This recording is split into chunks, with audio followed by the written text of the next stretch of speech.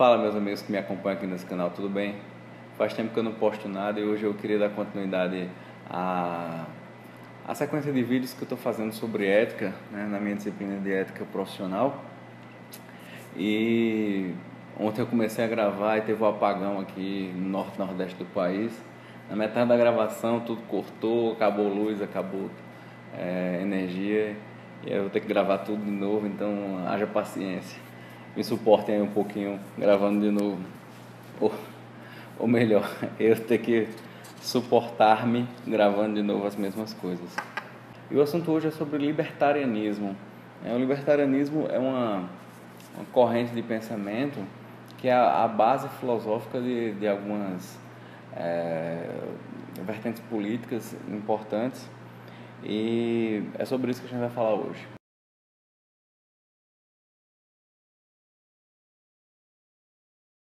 Então, os libertários, eles partem da ideia do direito natural, de que o ser humano tem alguns direitos naturais que lhes são imputados pelo fato de serem pessoas, direitos esses que derivam da razão, do fato de sermos pessoas conscientes, de termos a capacidade de operar, de pensar, de modificar o espaço à nossa volta. E alguns deles até reconhecem, não, nós somos realmente seres sociais, e de fato somos, mas a nossa vida é diferente da vida de alguns animais, como as abelhas, que só tem sentido numa colmeia. A nossa vida faz sentido individualmente, não precisamos estar necessariamente na coletividade para que a nossa vida tenha ou para que ela faça sentido.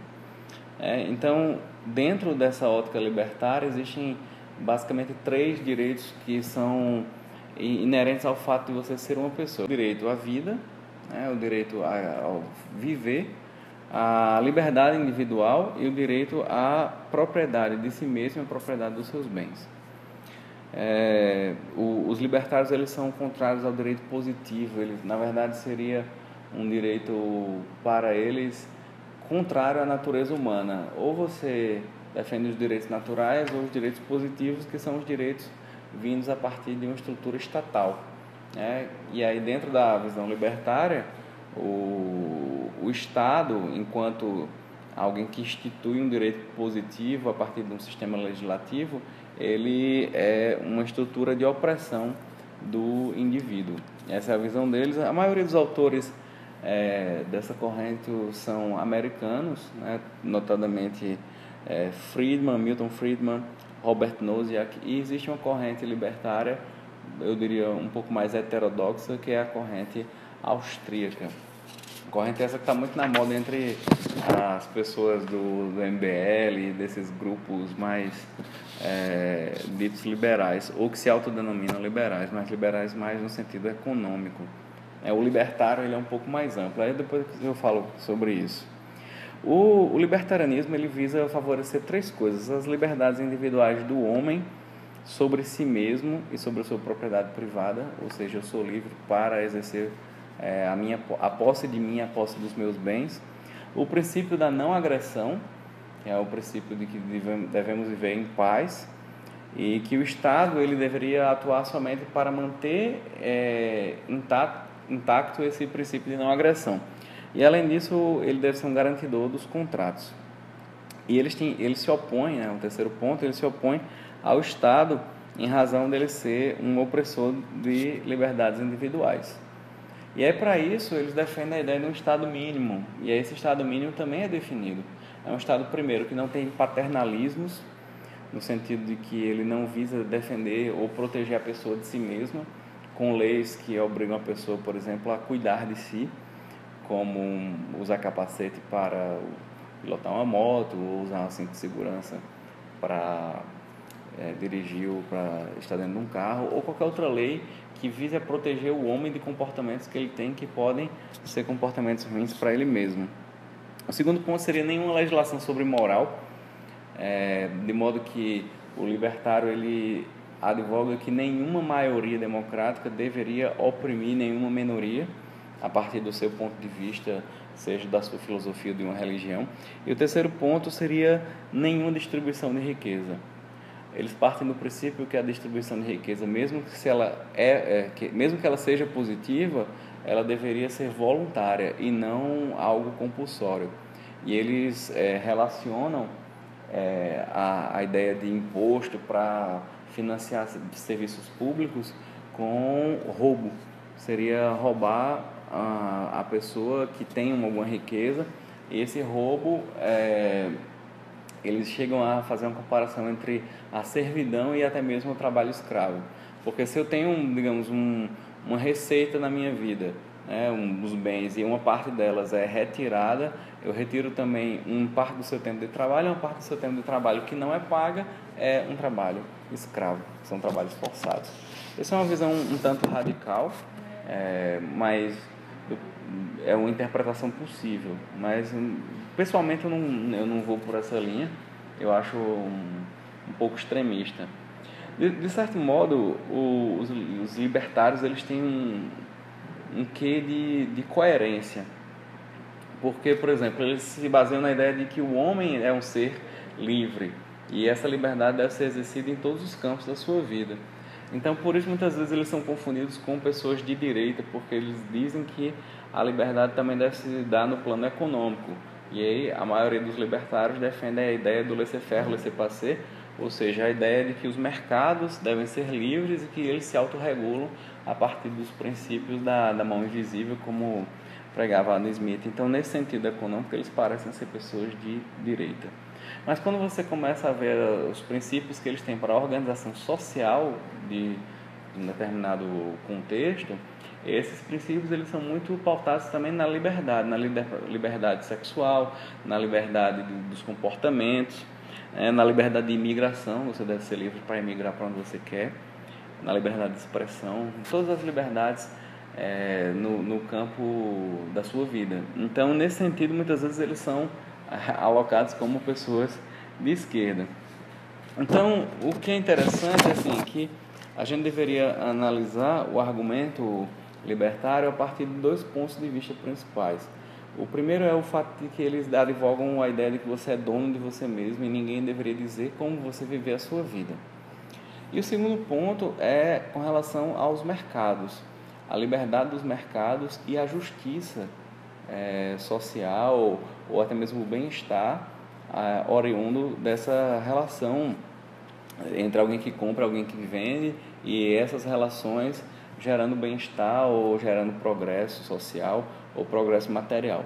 Nesse vídeo eu vou falar só sobre a questão do ser dono de si mesmo, porque o segundo vídeo, a segunda parte, que é a parte mais econômica, ela é um pouco mais longa e aí eu acho mais interessante a gente tratar num segundo vídeo. E aí a gente pode se perguntar, realmente eu sou dono de mim mesmo? Será que, apesar dessa ideia ser uma ideia atraente, a ideia de que eu sou dono de mim mesmo, será que ela corresponde realmente à verdade dos fatos? Se a gente analisa, por exemplo, do ponto de vista da nossa história, quando você nasce, quando você é criança, em geral você está dentro de um contexto familiar e uma série de valores são passados sobre certo e errado, sobre condutas esperadas de você, até mesmo valores religiosos, Muitas vezes as pessoas são inseridas dentro de realidades religiosas antes mesmo de entender o que é isso, ou a importância ou as implicações. Então, a maioria de nós, quando você nasce, você, apesar de ter várias capacidades inatas pelo fato de você ser um ser humano, o meio que você vive, ele influencia muitas coisas do que você acha certo, do que você acha errado, dos seus desejos, dos seus sonhos. A maioria dos sonhos das pessoas já são dentro de casinhas que já existem, o casar, ter filhos, ter um carro, ter determinados bens, e a maioria desses bens já até existem antes mesmo de você nascer. Então, muitas vezes a gente tem essa, digamos, uma ilusão de liberdade, mas que no fato a gente acaba repetindo. Como diz Belchior, depois de tudo isso, nós somos como os nossos pais. Então, de uma maneira ou de outra, a gente acaba sendo uma repetição de uma geração anterior, e essa ideia de liberdade, ela me parece um pouco mais utópica do que real. O Michael Sandel, ele analisa essa questão da propriedade de si mesmo a partir de 3 exemplos. O primeiro seria a venda de órgãos. Se eu quisesse vender um rim, a partir do princípio que eu tenho 2, eu posso viver apenas com um. Se eu quisesse vender, será que eu teria direito? Será que um libertário defenderia o direito de alguém de vender um próprio órgão? do seu corpo como um rim, talvez ele fosse defender não necessariamente pela liberdade de fazer o que eu quero com o meu corpo, mas pela liberdade de eu ajudar alguém, porque se alguém compra o meu rim, pode ser transplantado e salvar a vida de alguém. Então, nesse contexto, você sai um pouco da razão libertária e você coloca algum outro valor que é salvar uma vida de outrem. Ou seja, se você defende a vender um rim, vender um órgão para salvar alguém, você não está usando o argumento libertário, daí eu vou fazer o que eu quiser com o meu corpo. Dificilmente um libertário iria defender, ou pode ser que sim, não sei, defender a ideia de que alguém poderia vender um órgão como um rim por motivos torpes, como algum canibal querer se alimentar com isso, sei lá. Da mesma forma, o Michael Sandel fala sobre suicídio assistido, que geralmente são os processos de eutanásia, em que, novamente, se for por uma causa mais nobre, né, abreviar o sofrimento de alguém, ou a partir de uma sensibilidade ou uma compaixão com o sofrimento de alguém, você vai se dizer, não, talvez seja mais interessante realmente essa pessoa parar de sofrer. Então, nesse sentido, o suicídio assistido ele pode ser algo em prol da dignidade humana. Mas e se o suicídio assistido for um caso não de alguém que está sofrendo? E aí o Michael Sandel, no seu livro Justice, ele fala sobre o caso de um cara que botou um anúncio no jornal na Alemanha e que perguntou-se, né, convidando alguém para viver a experiência de ser canibalizado. E uma pessoa respondeu, dizendo que queria, eles fizeram entrevistas, né, e se encontraram algumas vezes. E no final, o cara que botou o anúncio, eu vou botar até o nome dele aqui, ele matou, de comum acordo, ele matou a sua vítima, vou botar o nome dele aqui também, e congelou os pedaços do corpo desse indivíduo e foi aos poucos comendo. Claro que a gente pode dizer que essa pessoa que aceitou de bom grado ser assassinado e servir de alimento para outra, ela poderia não estar passando por um bom momento psicológico, até mesmo psiquiátrico. Mas, de uma maneira ou de outra, ele foi assassinado de comum acordo. Será que um libertário diria, não, está no direito dele de dar cabo da própria vida e se ele quiser alguém para ajudar, tudo bem, ele é dono dele mesmo. Eu acho que esses casos, né, mais extremos, dificilmente um libertário ia dizer, não, eu sou dono de mim mesmo. Mas a partir desses casos extremos eu avalio também sobre o outro ponto de vista, né, de que nós estamos num meio em que muitas vezes nós não podemos dispor de nós mesmos como nós gostaríamos. Eu até fiz uma brincadeira com os alunos de experimenta fazer algo que não está esperado para a época do ano. Por exemplo, no Réveillon você não usar branco ou não falar sobre cores da roupa que você vai usar no Réveillon, ou espera em determinada idade, ou casar e não ter filhos, por exemplo. Será que algum casal vive a vida bem tranquila, sem pressão social, se resolver não ter filhos? Então, de uma maneira ou de outra, essa ideia de que sou livre, sou dono de mim mesmo, ela deve ser um objetivo, ela deve ser um princípio, mas dificilmente a gente consegue levar esse princípio a um extremo ou até mesmo a essas pequenas coisas do dia a dia. Bom, pessoal, eu vou parar esse vídeo por aqui e vou gravar um segundo vídeo sobre a questão dos mercados, a liberdade dos mercados, tá bom?